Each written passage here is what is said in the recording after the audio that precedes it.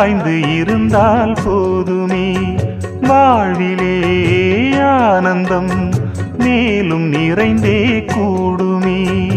இதயம் எழுதும் இனிமையே இன்பம் வேறேது